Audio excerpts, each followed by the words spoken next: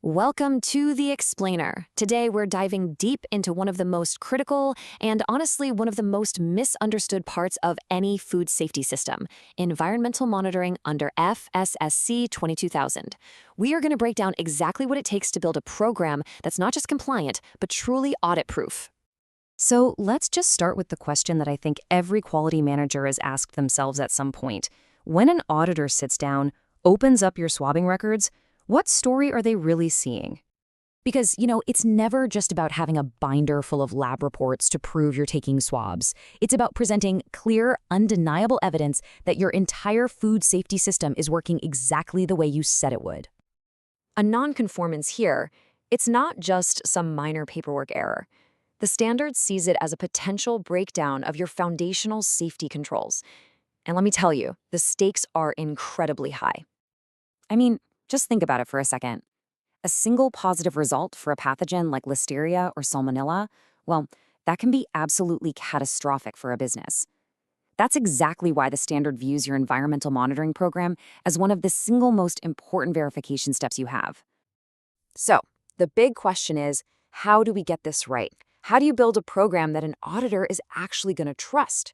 Well, the secret is you've got to shift your perspective. You have to stop thinking like a manager and start thinking like an auditor. See, an auditor isn't walking in looking for a perfect, sterile facility with zero hits. That's not realistic. What they are looking for, what they demand to see, is your documented, risk-based logic.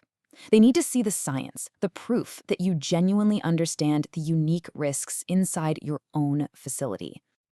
And this right here, this just nails it. This isn't some random choice. It's a clear, scientific justification.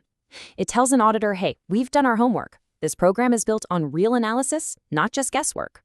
That's what builds confidence. Okay, so let's get practical.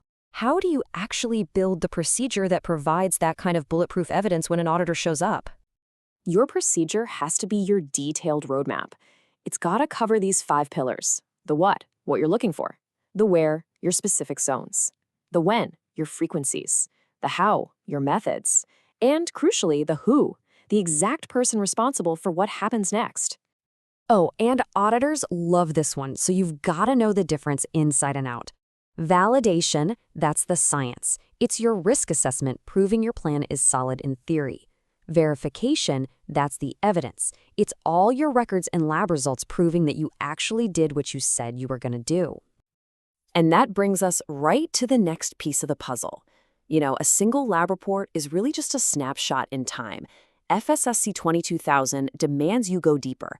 They want to see you performing regular trend analysis. This is really where the magic happens. This is where you turn all that raw data into actual intelligence. You need to be tracking things like your hit rate, comparing your zones, and, this is the big one, hunting for those repeat offenders. That's how you find those little contamination niches before they blow up into a major problem.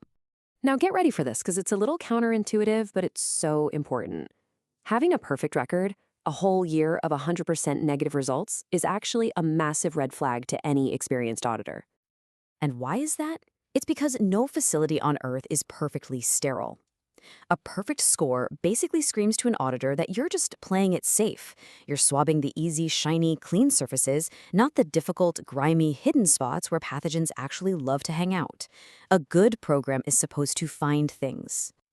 So to really bring this all home, let's talk about the common mistakes. Here are 5 of the most frequent audit traps that auditors see out in the field like every single day. First up, we've got the trap of relying on what's visibly clean. Yeah, your data might look perfect, but a sharp auditor, they know exactly where to look.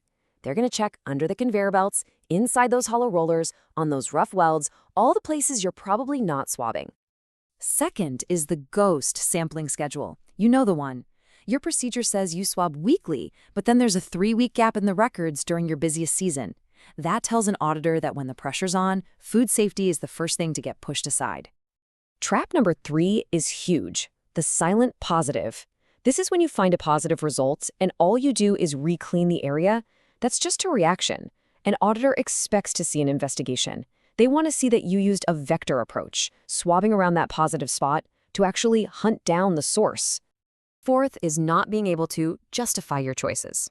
So, say you're processing dry spices where salmonella is the #1 risk, but you're only swabbing for listeria just because, well, that's what everyone does. That shows an auditor your program isn't actually based on your facility's risk, it's just a guess. And finally, the all too common data graveyard. Just piles and piles of lab reports sitting in a binder that nobody ever looks at. You have to be able to show an auditor that management is actively looking at these trends and using that information to make the system better. So we've gone through the logic, the blueprint, the common traps. What does this all really boil down to? What's the big takeaway for you and your facility? Well, it means that if you really commit to thinking like an auditor, if you adopt this rigorous, risk-based approach, you can completely flip the script. You can transform this program from just another regulatory burden into one of the most powerful safeguards you have for your brand.